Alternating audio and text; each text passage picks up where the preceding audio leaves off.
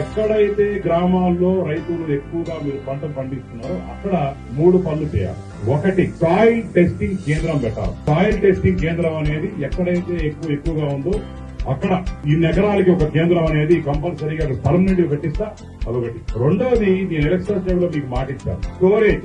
ఇప్పుడు ఏ రోజైతే పంట ఎక్కువగా వస్తుందో ఆ టైంలో రేటు తక్కువగా అవుతుంది. ఎప్పుడైతే ఈ విత్తనాలు కావచ్చు, సీడ్లు కావచ్చు, మీకు చేతికి వచ్చిన పంట కావచ్చు స్టోరేజ్ చేసుకుని అమ్ముకుంటారో రేటు బాగుంటుంది.